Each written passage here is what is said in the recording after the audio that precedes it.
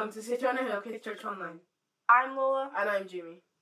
We are continuing to talk about how to cope with things, using people in the Acts of the Apostles as a guide.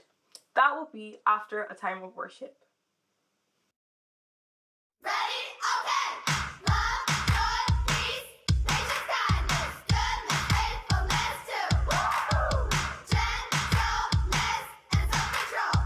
We got spirit, how about you? We got the fruit, yeah, fruit of the spirit. We got the fruit, yeah, this is how we live. The fruit, yeah, fruit of the spirit. The gifts that only God can give. Well, it's easy to get mad when things don't go your way. It's easy to get angry when you're having a bad day. It's easy to be mean when people do you wrong.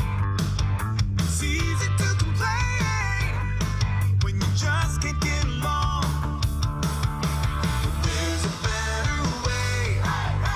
Spirit can help you when you pray. Fruit, of the spirit. Fruit, this is how we live. Fruit, of the spirit. The gifts that only God can give. Well, it's easy to be selfish when you need to give away. It's easy to run when you know you need to stay. It's easy to quit instead of staying till the end.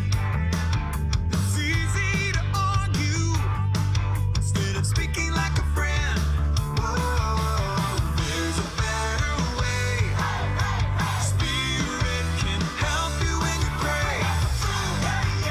Fruit of the spirit. This is how we live. Fruit of the spirit. The gifts that only God can give. Love, joy, peace, patience, kindness, goodness, faithfulness, too. Woo! Gentleness and self-control. We got spirit, how about you? We got the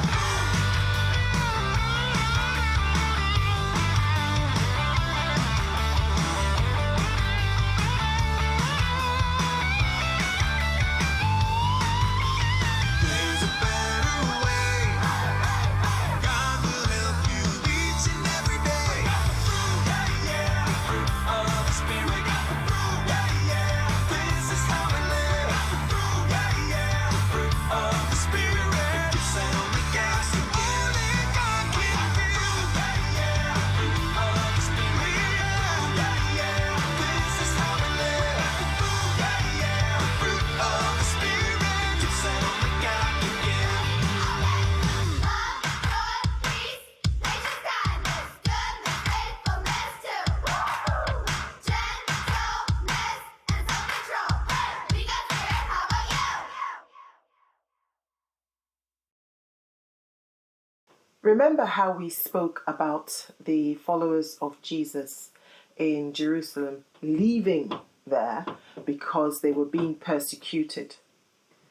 Well, the apostles and some others stayed in Jerusalem. It seemed as if Jerusalem was the headquarters for the followers of Jesus. Anyway, the person that we're going to be speaking about today is Barnabas. His name means son of encouragement. He was a Cypriot Jew. That's pretty much like saying a Scottish Nigerian, or a Scottish Ghanaian, or a Scottish Pole, or a Scottish Filipino. So he was a Cypriot Jew. He did a very interesting thing. He sold some land that he had and brought all the money he got from that sale and gave it to the apostles so that that money could be distributed to the people who were in need. Now, when the followers of Jesus ran away from Jerusalem because of the persecution, they went to distant places like Samaria, to Antioch, And they continued speaking about Jesus to other people. But the thing was, they spoke about Jesus only to Jews in these faraway places. It's like saying a Scottish Ghanaian decides that he's going to leave Edinburgh and speak to people about Jesus in the rest of Scotland, or in England, or in the United Kingdom, but it's just the Ghanaians that he's speaking to. So that's what happened. The Jews leaving Jerusalem spoke only to Jews in all these faraway places. In these faraway places, these people of Jewish heritage were born there. Maybe their parents or their grandparents were originally Jews. Many such people heard about Jesus, and they accepted Jesus, accepted everything he said, everything he taught, and obeyed. And then the apostles in Jerusalem heard about this, but they decided to send Barnabas to go and check if it was really so. In those days, they didn't have telephones or the internet to be able to stay in one place and get the information. You had to physically go to a place to get information. So Barnabas went off to all these places and found that the grace of God was with these people too. And he reported back to them in Jerusalem. It was on this journey that Barnabas went to Tarsus and found Saul and took Saul from there to Antioch. In Antioch, they spoke to lots and lots and lots of people about Jesus. They spent a whole year there.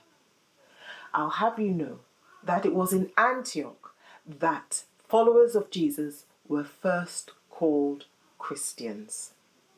While in Antioch, a prophet stood up and said that God had revealed to him that there was going to be a famine in Judea. This famine was going to make things very difficult. Pretty much like the cost of living crisis we have right now.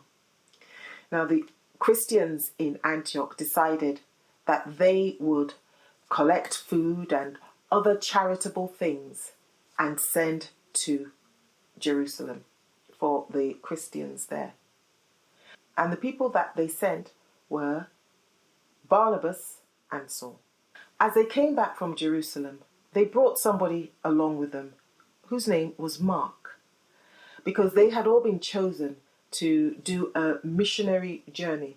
So a missionary journey is a journey where people go to foreign lands to speak about Jesus. So Barnabas, Saul, and Mark were chosen to do this missionary journey. And they did start doing that. But Mark abandoned them along the way. And the journey was quite challenging. The work was hard. But Barnabas and Saul did do the journey. They spoke to lots and lots and lots of people about Jesus, and many people accepted Jesus Christ as their Lord and Saviour. When they got back to Antioch, and after a while, Paul, his name had now changed from Saul to Paul by now. So Paul said to Barnabas that they should go back to all the places that they had visited and visit all the Christians and see how they are doing and encourage them. Barnabas thought that was a great idea and said, okay, and decided that he wanted Mark to go along with them. Paul wasn't having it. He said, no way. Mark abandoned us along the way and left us to do all the work. But Barnabas insisted, and they had an argument. And that argument was pretty sore, because Barnabas was insisting that Mark should come along. So, what was decided was that they would part ways. Barnabas took Mark to Cyprus, and Paul chose Silas. And then they continued on the second missionary journey. That is Paul and Silas. Have you got a friend that you may have had a disagreement with? How did you sort it out? People do have arguments. Friends, parents, other grown-ups. Arguments do happen. But the important thing is that we need to ask God to help us sort these arguments out. And God will always lead us in the right way to handle things. You can read more about Barnabas in the Acts of the Apostles. And that's the end of the story.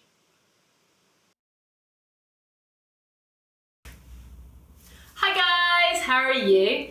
Isn't that interesting what Ivy was telling us? That even the great men of the Bible, Paul and Barnabas, that they argued with each other. But do you know, arguments do happen, but one thing I like about that story is the fact they both had somebody else to go with. So Paul was able to go with Silas and Barnabas was able to go with Mark. And it's much better than just having like one best friend. So when you argue, you've got nobody. To have lots of friends, isn't it? So today I thought let's make friendship bracelets. You can see I've got loads of them here, all different. This one's got a little butterfly on it, like we made 2 weeks ago, I think. This one you can see I've made a kind of lacy design over the top. Here's one that could be Tiger or it could be Dundee United. And this one I've put a little pattern of tortoises going around it. And here's one that's got a paper heart, just like we were making last week. So I've made loads just to show you that really, once you get the hang of this, you can make lots. And you can make them for lots and lots of different friends to help encourage friendship between loads of people in your class. So these are easy to make. To start with, you need some A4 paper and then you need to make a square. So you may remember we do that by folding over and then just cutting off the extra piece. And I like this because you can just pick what is going to be good for each friend. So this is going to be a bee-themed one for a friend who likes bees. So to start with, we're going to make it stripy. And the technique for making a stripy bracelet is you want to colour the other colour that you want. So your background colour here is yellow, but the other colour, you just need to colour 2 corners of your square. In fact, I've got this useful piece I've cut off that I can use to lean on. There we go. So I'm colouring black along these 2 edges, like this. And then what we're going to do is we're going to fold this corner up, but we're not going to bring it right to the top. We're just going to bring it nearly to the top so you can see that black border. Next thing you want to do is turn the whole thing over so that you've got the flat side is down, the coloured side is down, and you're going to start folding over and over into thin strips. So fold one, so it's sort of like you're rolling it up, except each time you're squashing it down flat into a strip. And when you get up to this point, you then need to put some glue on these 2 ends so that they stick down. So again, I can use this piece to lean on. There we are, we'll glue that bit and then glue that bit. And this is your basic bracelet. And then all you need to do is bend it round, measure the size of the wrist, and we'll put some glue on there. And there we go. There we have one yellow and black stripy bracelet. And what I have done is in advance, I have made this little bee. You can see I just drew it with black pen onto orange paper. I coloured the wings in with a kind of a pale blue coloured Sharpie. Gave him a little smiley face. And we'll stick him on. There we go. There we are, a bee bracelet. And maybe all your friends like the same thing. You want to make one the same for everybody. Or maybe you want to make one that's different for each friend. And remember, if a new friend joins your group, make sure you make one for them. Let's just make another one. So I've got another square of paper I've cut out. This time I'm not going to colour it because I want the whole thing to be one colour, but I'm doing the same technique. I'm folding up one side so it's not quite at the top. Then I turn it over and I start sort of rolling it up, but each time folding it flat. There we go. Get that glued. Where's my gluing sheet? Here we go. Okay, so this time, as you see, we have a purple bracelet. Again, bend it round. Just put on some glue. So, what I'm going to show you this time is how to make one like one of these ones. So, you need to get a strip of paper to be the section that's going over the top. So I think I'll use yellow. I've got quite a lot of strips left actually from when we made those hearts last week. And I'm just going to measure so I can see how long it needs to be. So it's the same length as the bracelet. There we go. And I also want to cut it slightly thinner because I could see that this was too wide. And I don't want the top layer, the pattern layer, to stick off the top of the bracelet because it will be much more flimsy. So this is going to go around here like this, but first of all we need to cut it into shapes. So just like you would do if you were making paper dolls, you want to take your paper and fold it this way and then that way and then this way, making sure that the folds are the size of the pattern that you want to have. And what I'm going to draw on this one is a little elephant. So we will have elephants going round this bracelet. When I was at school, I had a friend who absolutely loved elephants. She was a member of a charity called Ellie Friends, and she had loads of soft toy elephants. So this could be for her. So I've drawn a little elephant on the front. And the important thing is that his trunk is touching one end and his bottom is touching the other end, because you need to not cut completely round, you need to have something touching each side, or else you'll find that the whole thing isn't joined together and falls apart to lots of individual bits, which would be a real nuisance for trying to stick on. It's much easier to stick on one long chain. So we'll cut out our elephant. There we go. Now, obviously on the front one, I have drawn in my elephant's ear and eye. And what you would want to do is draw in that on all of them, just like I've done here for the tortoises. You can see I've drawn in the shell and the face for all of them.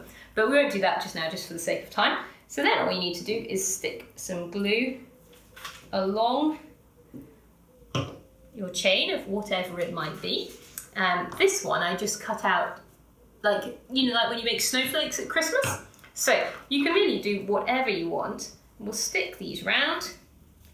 Here we go. And here we have an elephant themed bracelet. So there is no limit to what you can do with these. Just make different ones for all your friends. You can all make them together and make sure that you include everybody, because making lots of friends is a great way to make sure even if you argue with somebody, you've still got lots of friends to support you. Well, have fun with this, and I'll see you again soon. Bye! Today's story talked a lot about a man named Barnabas, whose name means son of encouragement. He did seem to encourage people, didn't he? I see that many times the name you have tells a lot about you, or sometimes even about the type of person you are. Saul's name was changed to Paul. A name is important. Barnabas encouraged many people, as we see in the story. He even encouraged Paul. I know, but that encouragement led to a very sore argument between them. That's because he wanted to take Mark on a missionary trip and Paul was not having it. Yes, Mark abandoned them along the first trip and did not do any of the work. So Paul didn't see why he, Mark, should come along.